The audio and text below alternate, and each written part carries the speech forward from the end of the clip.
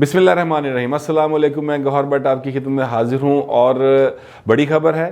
चंद दिन पहले मुझे किसी ने ये बात बताई थी, लेकिन जब तक उसको काउंटर कंफर्म नहीं किया जाता या ऐसे इशारे नहीं मिलते कि बात में कुछ वज़न है, तो मेरी आदत नहीं कि इस पर बात करूँ। अब कुछ ऐसे इशारे मिले हैं और वो मैं आपके सामने रखता हूँ, ख़बर भी आपके सामने रखता हूँ। चंद रोज़ पहले आपको याद होगा कि प्राइम मिनिस्टर के जनरल बाजवा साहब और जनरल फैज़ हमीद साहब ने मुलाकात की थी। बड़ी एक खूबसूरत सी तस्वीर आई, आप सब ने देखी होगी। उस मुलाकात के हवाले से बहुत सारी बातें हुई, लेकिन जो बात बताई जा सकती है और जो सियासी हवाले से बात थी वो मैं आप तक पहुंचाना चाहता हूं। उसमें ज़राए ने ये बताया कि उसमें खान साहब से कहा गया कि आप मुफाहमत का रास्ता इख्तियार करें और जो अपोजिशन है उसके साथ हालात को बेहतर करे। तो खान साहब ने सीधी बात कर दी कि मैं एनआरओ नहीं दूंगा। वो उस भाई ने खबरें जुमले ही कसाया है कि मैं एनआरओ नहीं दूंगा। तो उन्होंने कहा कि भाई बात यह है कि मुल्क के हालात जो हैं वो सीरियस साइड पे जा रहे हैं, इकॉनमी की हालात नहीं अच्छे और सियासी फ़ज़ा ठीक नहीं होगी तो इकॉनमी भी बेहतर नहीं हो सकती। तो आप इसका कोई हल निकालें। बसूरत दीगर ये है कि फिर हालात मज़ीद ख़राब हो जाएंगे। अब ये जो हालात मज़ीद ख़राब हो जाएंगे वाली बात है ना, ये आप ज़रा इन्वर्टेड कोमास में लें, क्योंकि अगर इस तरह की शख्सियात की तरफ से जब प्राइम मिनिस्टर को ये बात की जाती है तो इसका मतलब कुछ और होता है, और वो मतलब ये होता है कि भाई फिर अपने जागदा रही साढ़े तो न रही। ठीक है, तो वो एक इस किस्म का माहौल था। बहरहाल वज़ीर आज़म ने ये कहा कि मुझे 2 हफ़्ते दें और मैं 2 हफ़्ते में आपको जो सा ना इसका को हल निकाल के बताता हूँ। तो वो जो हल उन्होंने निकाला वो हल बड़ा ज़बरदस्त है। खैर उसकी तरफ भी मैं आता हूँ, लेकिन जो इस खबर को की तस्दीक करने वाली चीज़ें मैंने कहा कि इस बात की तस्दीक होती जा रही, वो ये है कि उस मुलाकात के बाद से मुसलसल वज़ीर आज़म के जो बयान आ रहे हैं और वज़रा के जो बयान आ रहे हैं वो ये आ रहे हैं कि जी अपोजिशन जो है वो मुल्क में जो चाहती है कि फ़ौज इमरान को हटा दे। और आज जो प्राइम मिनिस्टर ने कहा वो सब अखबारात में शाया हुआ है, उन्होंने कहा कि जब मैंने इनकार कर दिया कि मैं एनआरओ नहीं दूंगा तो फ़ौज पर दबाव डाला जा रहा है कि वो उनसे एनआरओ ले लें। ये सारी बातें इस बात का सबूत हैं कि उनके साथ जो मुलाकात हुई उसमें इस किस्म की गुफ्तगू हुई थी। अब जो हल वज़ीर आज़म ने निकाला है वो बड़ा ज़बरदस्त है। उन्होंने रोज़ाना की बुनियाद पे तर्जमानों का इजलास बुलाना शुरू कर दिया। यानी ये अजीब बात है कि लोग जो हैं वो भूख से मर रहे हैं और भूख की वजह से लोग आटा जैसी चीज़ चोरी करने पर मजबूर हुए। ये ज़रूरी मुल्क है और यहाँ पर लोग आटे को तरस रहे हैं, चीनी को तरस रहे हैं। बेरोज़गारी का जो आलम है वो इस हद तक चला गया है कि हर जो महकमा इसके हवाले से मॉनिटरिंग करने वाला है वो कानों को हाथ लगा के बैठा है, पर खान साहब ने करना तो जूं नहीं रेंग रही। और उसका जो हल निकाला उन्होंने वो ये है कि उन्होंने वज़रा से कहा है कि जनाब आप अपने महकमों की कारकर्दगी बताएँ आवाम को, और जो सा ना ये फ़ौज के अदारों को जो सा ना वो बदनाम कर रही है अपोजिशन, तो इनको मुंह तोड़ जवाब दें। अब समझ से बाहर है कि यार लोग अपोजिशन का बयानिया कभी भी बाय ना करें, कभी भी उसकी तवज्जो न दें। अगर आपकी कारकर्दगी ठीक हो ओ भाजी मंजी थले डांग फेरो। जो हालात आपने मुल्क के कर दिए खान साहब, उसके बाद ये जो बयानात है ना इनका कोई आपको फ़ायदा नहीं होने वाला।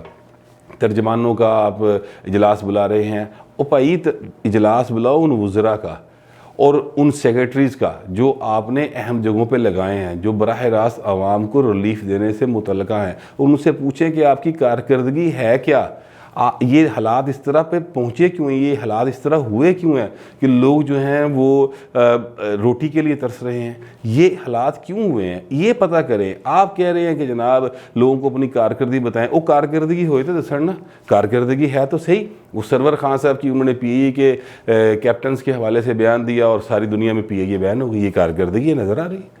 ये जो रेलवे अच्छा खासा चल रहा था, साद रफ़ीक ने बड़ी मेहनत की और रेलवे को किसी ट्रैक पे लेके आए। और जो आपके वज़ीर थे वो शेख रशीद साहब, वो लोग उसे खैर कुछ और कहते हैं, मैं नहीं कहना चाहता। वो शेख रशीद साहब ने वो ट्रेन और पटरी चुक के परा सुटती और आपने उसकी कारकर्दगी को सराहा और फिर कहा कि जनाब वज़ीर दाखिला ला दो।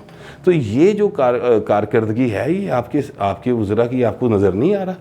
वो केड़े होर वाले टिके लाए जे, बस करो, ध्यान करो इस पासे। लेकिन ये हुकूमत जो है ना, मैं आपको बताऊँ बड़ी मज़ेदार हुकूमत है।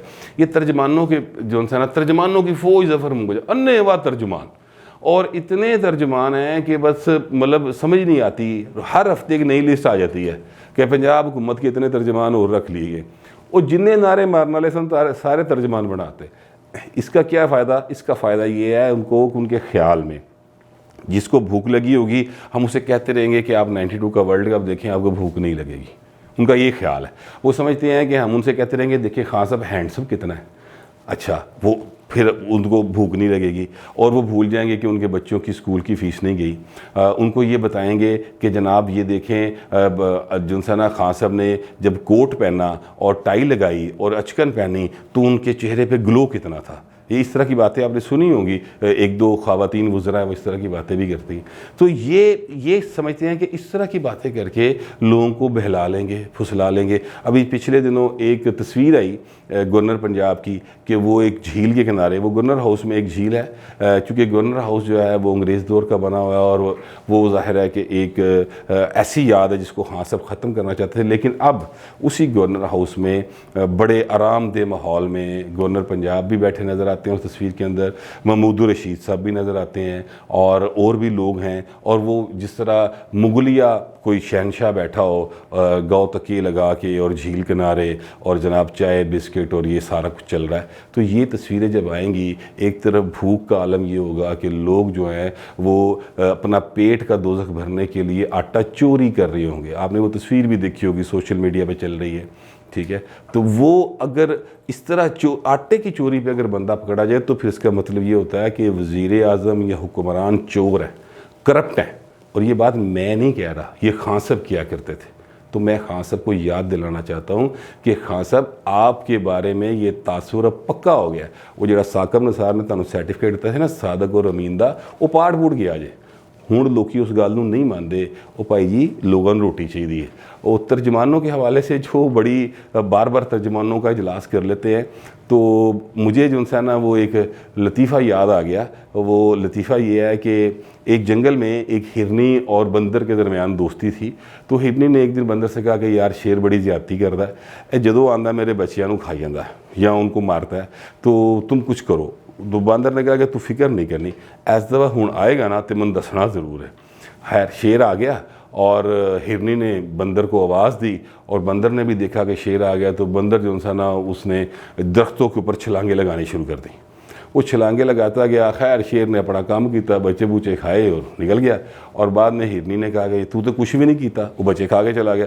تو اس نے کہا کہ دیکھ میں چھالاں تے بڑیاں ماریاں، کوشش تے بڑی کیتی، باقی ہوں شیر اگے کی کراں۔ تو خان صاحب اس طرح کی کوئی حرکت کر رہے ہیں کہ چھالا چھولا مار دے پے نے، اصل گل جڑی ہے لوگوں دے بالاں نوں نہیں بچا رہے شیر تو خان صاحب مہربانی کرو، سیریس صورتحال ہے، اس پاسے ذرا توجہ دیو۔ اب تک کے لیے اتنے ہی، ملتے ہیں اگلے ویلاگ میں۔